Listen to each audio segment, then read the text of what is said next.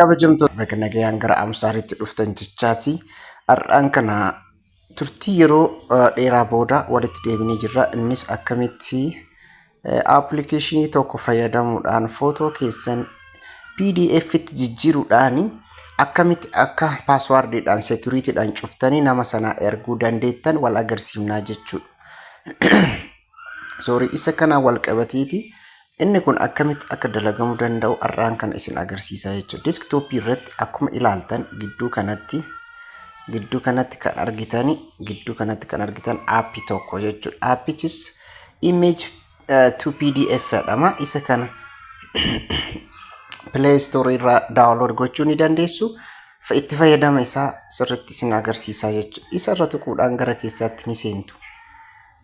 Sana booddee inni kun fuula akkas jiru qabatee dhufa jechuudha. Fuula akkas jiru qabatee dhufa. Sana booddee gidduu kanatti isa kana iddoo kana irratti kan isin argitan mallattoo ida'uu tokko jirti. Isa irra tuquudhaan gara keessaatti ni seentu jechuudha. Ni seentu. Sana booda isa erga tuqxanii iddoo lama isin agarsiisa jechuudha. Iddoon tokko gaalerii kan jedhuu fi iddoon tokko immoo kaameraa kan jedhu yoo ta'u, garaagarummaan isaanii maal akka ta'e asumatti ilaallaa jechuudha. Isa kana yoo ta'e garaagarummaan isaa maali kan jedhu inni kun gaalerii viidiyoo keessan isa dura gaalerii keessa jiru fayyadamuudhaaf, inni kun immoo kaameraadhaan battalumatti fuutanii erguudhaaf jechuudha. Har'a garuu kan gaalerii kan isin agarsiisaa jechuudha. Itti fufna isa gaalerii kanatti sana booda ragaa as jiru as keessaa filachuun ni dandeenya jechuudha. Fakkeenyaaf isa kana hedduu gochuu ni dandeessu. Isa kana filadheen jira. Sana booddee gara olii kanatti dhufuudhaan iddoo kanatti dan isa jedhu irra tuquudhaan gara keessaatti ni seennaa jechuudha. Isa kan erga tun dan jenne filanneerraa sana booda immoo gara kanatti dhufuudhaan iddoo kanatti mallattoo PDF jettu tokko jirti. Isa biratti PDF-dhaatti jijjiirraa jechuudha. Sana booda PDF irra dha'uudhaan gara keessatti yeroo seennu Enter PDF Detail kan jedhu ni argannaa jechuudha. Enter PDF Detail kan jedhu gubbaa kanatti ni argitu. Iddoo mallattoon irra jiru kanatti ni argitu jechuudha. Sana booda tokkoon isaatiin maal akka takkaatu isin agarsiisa. Inni kun iddoo itti maqaa gootanii, inni kun Protect iddoo itti gootanii, akkasumaan wantoonni as jiran kun hedduun isaaniitu wabaa'e. Sana booda xumura as bira dhuftanii okay jechuudhaan baatan erga kana guuttanii kaatanii asii garuu tiik gochuun dirqama jechuudha. Inni kun iddoo maqaa itti gootanii jechuudha. Kanaaf as bira dhufuudhaan file protect file jedhee barreessu. Protect file jedheen jira. File jedhee erga sanii isa kana tiik godha. Asitti paaswaardii ittiin galchaa jechuudha. Paaswaardii 1 2 3 4 jedheetan asitti galchee jira. Isa kan akka hin daganneef ilaaluu ni dandeessu.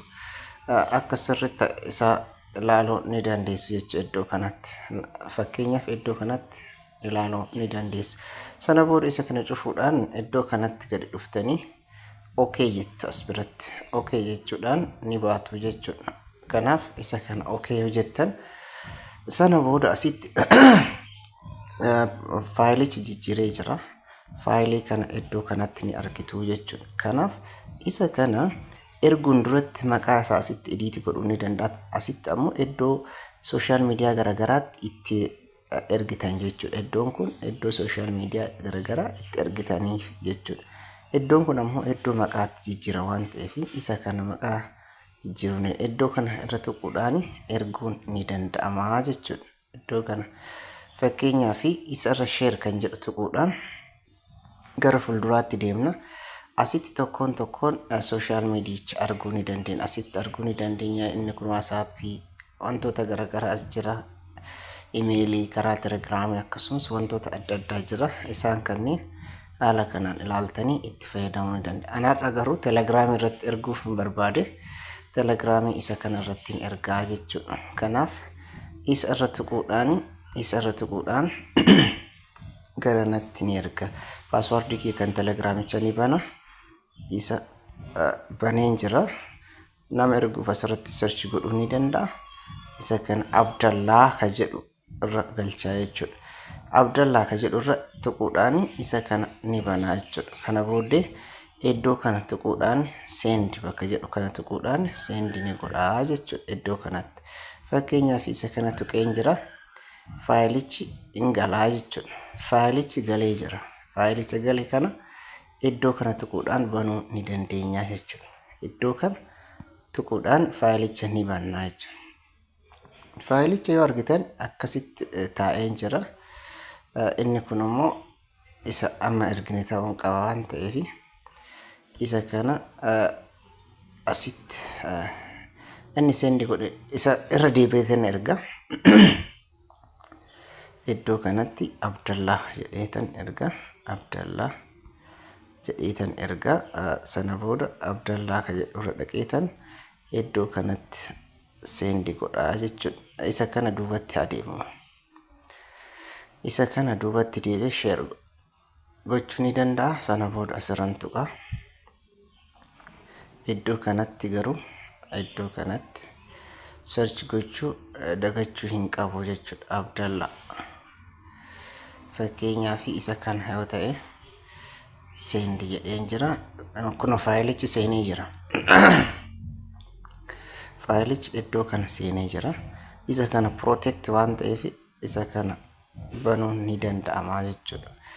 Isa kana bananii ilaaluun ni danda'a. Fakkeenyaaf asitti banee ilaaluu ni danda'a jechuudha. Iddoo kana irra tuquudhaan download gochuun ni danda'ama. Akkas bifa kanaan waliif erguun ni danda'ama. Kanaaf iddoo kana tuquudhaan ni banaa jechuudha. Ilaalame iddoo kana tuqee banee jira jechuudha. Isa kana ilaaluun ni mala. Preparing files jechaana.